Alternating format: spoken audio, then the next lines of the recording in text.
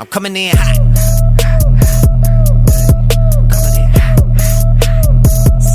The horns. Me. Hey everybody, how's it going? Hey. Back for another episode of our Justin and Hope's podcast. We'll come up with a cooler name at some point. Right. But today's episode, we're going to talk about self-reflection. And we're going to also talk about cycling and how to break out of the cycle in your life. How to recognize that you're in a cycle. Yep. And we're even going to talk about how to use prayer effectively to self-reflect and better yourself and better your life and your overall life experience and gain power to have control over your life instead of just cycling or being the victim, so to say. So we're going to start. Hope's going to read off the definition and some good information for you guys. Bear with me because it is pretty lengthy. Okay. Self-reflection is the process of taking time to thoughtfully consider one's own thoughts, feelings, and actions and how they relate to a personal experience and goals. It's a form of introspection that aims to enhance self-awareness, understanding, and ultimately personal growth. It involves introspection, which involves looking inward, examining one's own internal world of thoughts, emotions, and motivations. It involves evaluating your past experiences, behaviors, and decisions to understand their impact and identify areas for improvement. It involves learning. The goal is to gain insights into oneself, learn from past experiences, and develop strategies for future actions. Reasons that it's important is it improves your self-awareness, so it helps individuals understand their strengths, weaknesses, values, and motivations. It helps enhanced decision-making. By reflecting on past choices, individuals can make more informed decisions in the future. Personal growth. Self-reflection fosters personal growth by encouraging individuals to learn from their experiences and strive for self-improvement. Better relationships. It can improve communication, understanding, and authenticity in relationships, both personal and professional. It increases creativity and problem solving. By processing experiences and learning from them, self-reflection can spark new perspectives and solutions. Self-reflection is a process of communicating internally with oneself. When one takes time to think about their character or behavior, they analyze the reasons that cause the behavior, where this comes from, what the outcome of their behavior means to them, and is it effective for them, and what they can do about it. So, a couple of ways to practice self-reflection is to set aside time, whether it be weekly, daily, monthly, however you got to do it. Set some time aside to where you just sit and you think about the things you're doing and how those are affecting everything else. You can use prompts. I know some journals, they have self-reflection journals. They have prompts that you can go through and just kind of guide your thinking and questions that you should be asking, as well as journaling, writing down your own thoughts. Also, being honest with yourself, that's a huge one. Self-reflection requires a willingness to be honest and vulnerable with yourself. A lot of times people have a hard enough time doing that with other people, and you have to always be honest and with yourself. You also have to be able to consider different perspectives. You have to think about your actions and how they might be perceived by others. So that's just a little breakdown of self-reflection for y'all. Yeah, I definitely think that self-reflection or lack of self-reflection is one of the biggest problems with people in the world today. Is everybody goes around not taking any accountability whatsoever for their actions. It's a bunch of victim blaming. Yep. Just pushing the blame off on everybody else. Oh, here's a big one. Oh, Satan's after me. I got Satan. He's after me. When really, it's a domino effect of the choices that you've been making and your behaviors that you've exhibited that have typically caused the huge storm that has come upon you. Right. It's definitely a cause and effect type deal where you're doing something that's causing cycling in your life, or something that's causing bad things, or people, oh, my ex or my baby mama ain't shit. Okay, but let's take some accountability. Did you choose that person? Like, did you? How long were you together? How long were you together? Like things like that. Before you go, I mean, I'm sure there's piece of shits out. There's lots of piece of shits out there. Yes, definitely. I know. However, you can't blame them for the 100%. It takes two to tango. Can't blame them for everything. You tied yourself to that person. Yeah, you have to take responsibility. You tied yourself to that person. Yeah. And if you don't ever take responsibility for that factor, you're going to start cycling. Mm-hmm. The next person you get with will be just like the last. And you're going to be like, oh, he's a piece of shit, and he's a piece of shit, and they're a piece of shit, and everyone's a piece of shit. When in all reality, okay, maybe they are piece of shits, but do you keep getting with piece of shits? Yeah. Like, if that's what you keep doing, at some point, you're causing yourself all of this pain. Mm-hmm. You can't even blame them anymore. I've known you for 10 years, and you have a type, and your type is toxic. You keep choosing the same type. Like, you're not self-reflecting. A lot of times, the worst part about being inside of a cycle is you will continue to have to re-experience the pain and the problems that you've been facing until you recognize that you're in a cycle and you try to find avenues out of that cycle. Mm-hmm. Like which also requires self-reflection, because if you're not looking inwards, you're never going to recognize that that's not good for you. Yeah. That you shouldn't be making these decisions. It will rewire your brain in a certain way. You will see things from a different perspective, and your behavior and decision making will improve. Right. And I don't think, like as you're reading earlier, I don't think people take enough time to sit and meditate and sit and self-reflect. Really look at your life. Look at what it looks like. Picture what it looks like from an outside perspective. Yeah. How am I viewed by other people? How are they viewing me? Is it a good thing? Is it a bad thing? Or what are my actions causing those or others around me? Or, why do these bad things keep happening to me? What am I doing? Or what could I do to avoid these things? Instead of, as I said, we like to just point fingers. Oh, the cops, the police, the ex, the this, the baby mama, the this. We just do all this finger pointing, but the finger that we should be pointing is back at ourselves. Like, okay, why am I allowing this to happen? For example, like you get scammed. Oh, they scammed me. Okay, but you sent them money. Mm-hmm.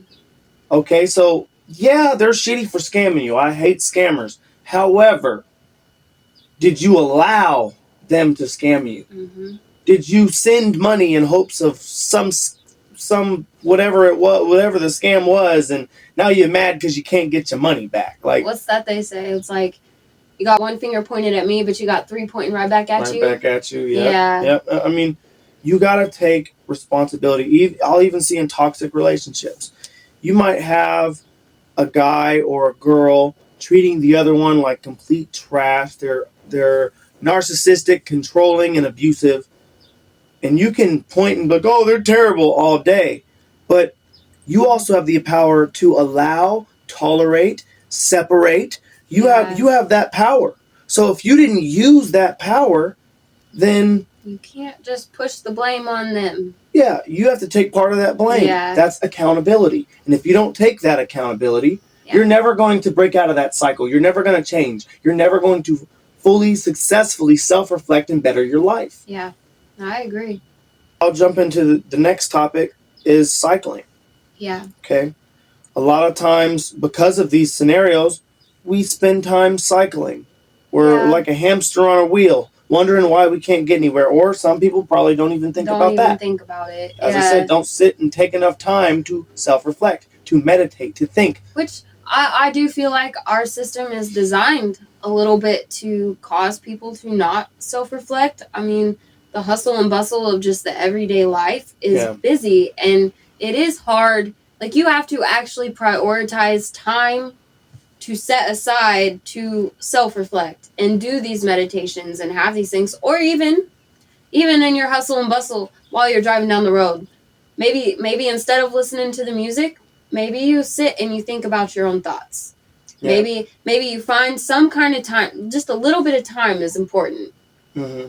Somewhere in there, it's got to have something. I will say the more the merrier. Yeah. I think that, as you were saying, in our modern day society, 40 hours a week is barely, if not even enough anymore. Yeah.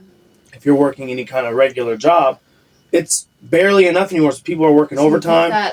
Overtime, double jobs. Then they go home to their families. They got dinners. They got for us, we got sports. We got all kinds of stuff. But mental health is such a priority. It's a priority. So it is super crucial for you to take time aside from everything else to really self-reflect and go inwards. Yeah. If you don't, you're just spinning your wheels. You're just grinding. You're cycling, grinding. Nothing's going to change. Yeah. And you have to take that time to sit, meditate, self-reflect. Yeah. And that's how you'll even be able to identify, am I in a Mm-hmm. cycle?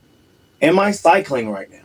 Is the person I'm with just like the last? Or is the person I'm with keep causing these chaos? Cycling with them. With them, yeah. Are we cycling together? Like this actually, when it comes to relationships, you can be involved in someone else's cycle without recognizing it, because you're in this cycle with them, but it's not your cycle, if that makes sense. So it is harder to recognize that, hey, I may not be in this loop, but I am in your loop, and we're sitting here cycling, and I'm a part of your cycle now. And I'm not saying necessarily like, oh, cut these people out your life. That's not what I'm saying. I think there's healthy boundaries. I think the best thing you can do to protect yourself against other people cycling is create healthy boundaries, whether it's a family member, your parents, your siblings, your spouse, doesn't matter. Create boundaries. If you feel disrespected, or you feel like even there's so much chaos in your life, you're not able to find as much peace as you want to find. Mm-hmm. You're stressed out. You're stressed at work, you get home, you're stressed at home, or someone is overly stressing you out, throwing you off, you feel emotionally dysregulated, then that's a great time to meditate, self-reflect, analyze, okay, this person is causing chaos in my life. So now it's my responsibility to put them in the box that they're designed to be in, right? You should always put, and I'm going to do a different podcast about this to break it down further, but you should always put people in different boxes. Yeah. You can't have someone who's chaotic, no matter if they're your family, your friends, doesn't matter. If they're extremely chaotic and they're disturbing your peace, you can still be friends with them, yes, by all means, but at a safe distance. Right. You can utilize them for the friendship and the good qualities they have while not getting hurt by their bad qualities, if only you keep some space. Right. You move them to a different box to where, okay, maybe I can't trust you with money. Last time I gave you a loan, you either didn't pay me back or it took you 2 years to pay me back. 2 years for $20, man. Yeah. Like, okay, maybe you never should have been in that box for me to give money. It should never have happened, right? And so what? It happened. But now, if I don't want to cycle, I have to analyze that, recognize that, and then put them in the box they belong. Hey, bro, can I get some money? No, you cannot. Yeah. I don't have it. I or can't. Last time you didn't pay me back. Took this long. I don't trust. I can't risk it. Can't risk it. You can be mad at all you want. This is a boundary I've placed. I've placed. I have to place this boundary because otherwise you're going to take advantage of me. Otherwise you're causing chaos in my life. Mm-hmm. You're hurting me. Maybe you don't even mean to do it, but that's why I'm putting you in this box over here. Yeah. And you don't have to cut the friendship off depending on what the offense is. $20 is $20. Keep it. But guess what? I'm never going to loan you $20 again. You just lost that. Yeah. That's not here no more. You know? Or if it becomes like a consistent, like you helped them out that one time and now they want help again and again and again and they become reliant on it. That's also a form of cycling in a way. And they may not be not paying you back, But but they're still continuously asking for money. And so then you got to be firm, like, hey, I'm not going to give you any more money. It's not happening. You know, what point I'm trying to make is there's certain, and this could be a family member, friend, spouse, doesn't matter. You got to put people in different boxes in your life. Some people are only good for certain things. Yeah. Not everyone's good for a loan. Not everyone's good for mental advice. Sometimes people have terrible advice, and given their background and what they've been through. They're not qualified to tell you how to live your life. Right? And so you can't be in that box. I got to put you in this box over here. We can still kick it. We can still be friends. But I'm not cycling. Or even, like, let's say someone comes around once a month and they're fine. But then when they're around too often, chaos starts erupting. Okay, I can't have you around this much because you're disturbing my peace. Your peace is important. It's very important. If you want to live a happy life that's not overwhelmed by stress and chaos, you have to place these correct boundaries. And not only does that stop you from cycling, but it helps you not be a part of their cycle. It's bad enough to be in your own cycle, let alone be a part of someone else's cycle. Yeah, or be cycling together in some toxic relationship with somebody who probably wasn't deserving of that position in the first place. Any type of relationship, professional, friendship, any type of those can cause you to cycle with them. It can. And by doing this, you gain power in your life, you gain peace in your life, and it's much easier to meditate on things when you're already in a more peaceful state than it is when there's constant chaos around you. It's going to be way more confusing and hectic in that situation.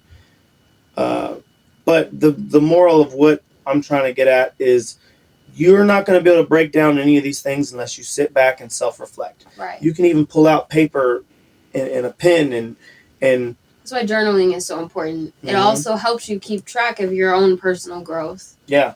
And you can do things like, okay, rate people for traits. Okay, what traits do people have? Pros and cons to this person in my life. Yeah. What things do I like about them? What things do I don't? How do I put them in a correct box? How does that weigh out at the end of that list? And that will help you determine what box they should be in. Man, you're nothing but chaos. Everything you say is negative. Everything you do is destructive. You robbed me once.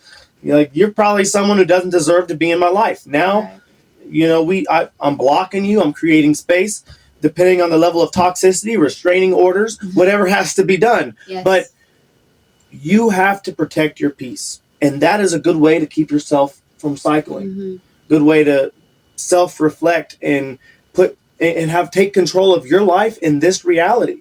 Because if you just let whatever happen all the time, or if you're causing things for people all the time, now people have created space from you. Now you're like, oh, I don't know why my family doesn't like me. Okay, well, are you using your family all the time? Are you constantly asking for this, asking for that, asking for handout number 1, 2, 3, and 4? Or just every time you're in their presence, it's something negative to complain about. Or people are like Eeyores. Oh, woe is me. It's gonna rain today. Is my energy negatively affecting someone else's energy? Yeah. That's a thing. Sometimes your positive energy can negatively affect someone's negative. Yeah. Maybe they don't want to hear all that optimism. Get that away from me. Positive, happy, go lucky. And in that case, you should still self-reflect and create the right amount of space. Yeah. But essentially, these are tools that can help you guys take control of your life, be able to grow in the form of enlightenment and knowledge and wisdom, is to be able to reflect on what you're doing, to be able to catch cycles. Okay, let's say I have a job for 3 months at a time, I lose it. And every 3 months or every year or every whatever, I lose a job. All right, let's trace how I lost these jobs. Are they similar? Oh. Was I showing up to work on time? Was I doing my job? Was I taking too long on my lunch breaks or taking too many bathroom breaks? Like, was I a decent employee? Was I? Or was I getting along with people that I work with? Was I getting in fights with my coworkers all the time? People fight with their coworkers all the time. Yeah. Is my boss looking for a reason to let me go? Yeah. And every job I go to, like, how many days have I called in sick from work? Mm-hmm. Like, those are But things. most people, they're like, oh, they just be hating on me. Oh, they just be praying on my downfall. Okay, but are you causing nothing but chaos at the workplace? Are you, like, what are you? You're doing something. Because a lot of time, most times, if there's a cycle going on, you're always going to be a variable. If you're in a cycle, you got to take responsibility for something. Yeah. Victim blaming is consuming our society today. Nobody wants to hold themselves accountable. Nobody wants to look within themselves to see the problems that they have and that are causing other people as well. They would rather just be like, oh, you hurt me. Yeah. You hurt me. Yeah. It's also, I may have done this, but you just hurt me. Right. Right. You. Yeah. Finger.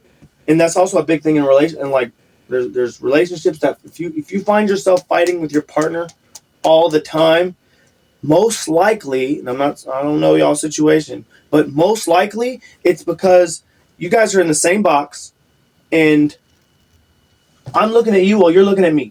Mm-hmm. And so a lot of times people forget, how do I self-reflect when all I see is you and all you see is me? And so I'm sitting here telling you, you need to work on this, that, and the other thing. Work on this, that, work on all these things. And you're pointing at me like you need to work on these things. Yeah. And so we're pointing at each other, telling each other what we need to work on, but never are we stopping and being like, you know what? I need to work on this. And both people actively, I need to work on this. Because a lot of times you also will find this situation happening if you're in a toxic relationship. If you're the only one saying, I need to work on this, and they're like, yeah, you do. You need to work on that. I'm perfect. Most likely that's a toxic relationship. Yeah. That sounds like narcissistic behavior. They're not trying to self-reflect and grow. And if they're not trying to grow, they're just going to deteriorate. You're either going up or you're going down. You're not, or you're staying the same. Either way, it's cyclically behavior. You need to be walking the path to knowledge and enlightenment and understanding. And you can't understand anything if you don't understand yourself. Right. And the only way you're going to understand yourself is with self-reflection. Mm-hmm. I think a lot of people in relationships forget that when you look at your partner, you're looking at a mirror. It's not, I'm just looking at a picture of my partner. I'm looking in a mirror.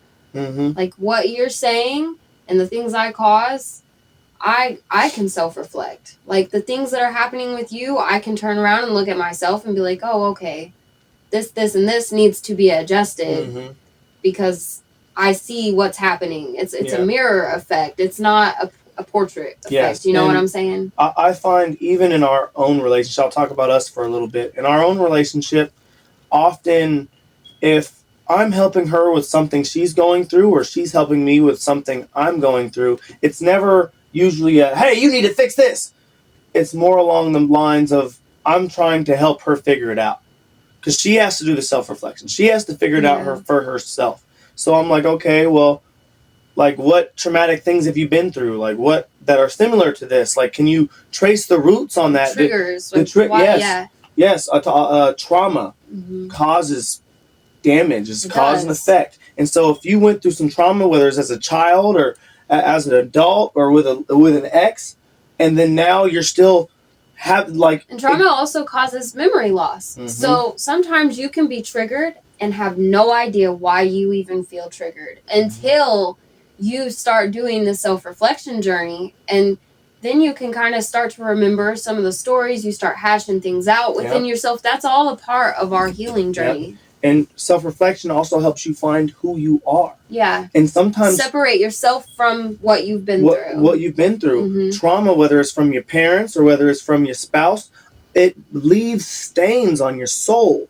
And those stains sometimes aren't who you are. Yeah. Maybe you could be an overly controlling person to be with. Maybe you're always controlling because your ex was cheating on you all the time. You just felt like things were always out of your control. So every little thing that you can have control over in your life, you're overbearingly controlling. Yeah, overbearingly. You got to just control everything. Yeah. Okay, but now you're doing too much. now your partner's going to, love is not controlling.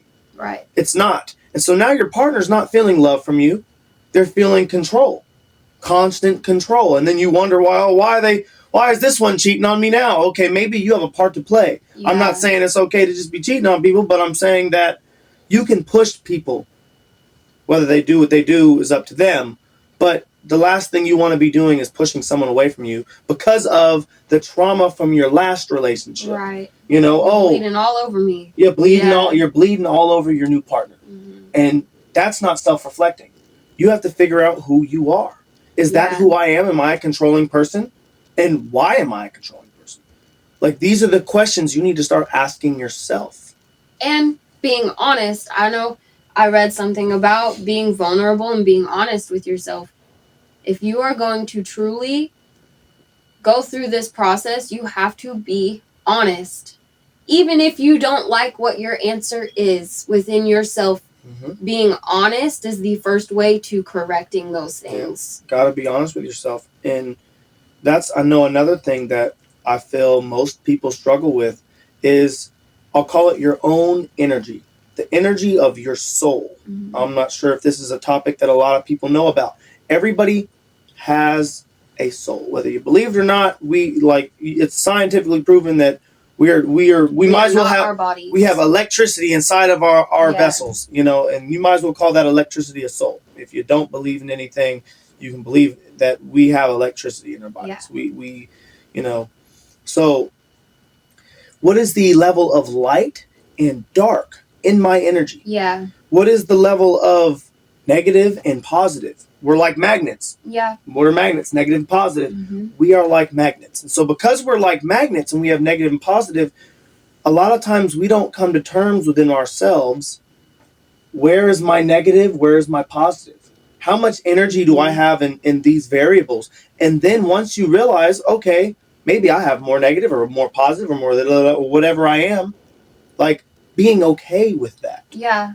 I feel like a lot of times if someone leans more towards the negative side of energy, they tend to deny that part of themselves because they don't want to be seen as a bad person. But I think in order to recognize that you have more negativity than you do positivity, it's how you create a balance and harmonize the two of those things. If you're constantly denying everything, it's only going to bubble up and get worse and worse. Get worse and worse. You're not even living in reality anymore. You're living in a fake construct that you created to make yourself feel comfortable.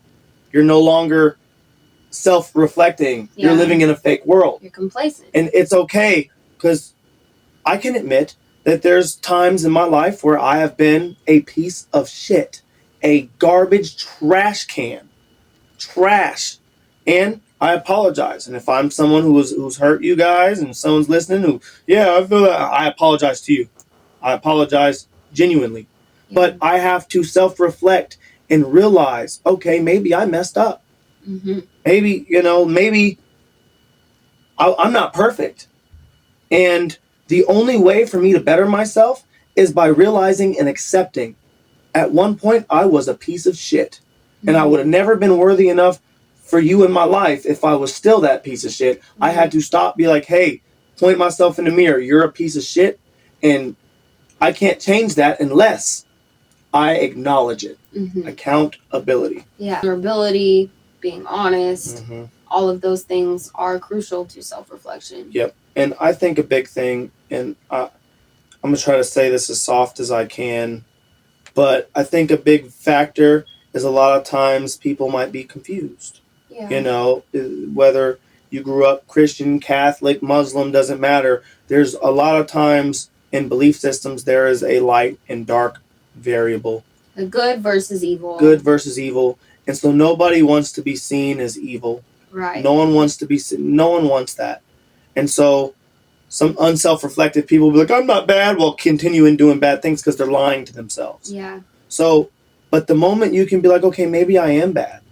Maybe I am. Maybe I'm not perfect. Maybe I am darkness. But now I recognize it, so I'm able to lean away from that portion to kind of balance my energy back out. Yes.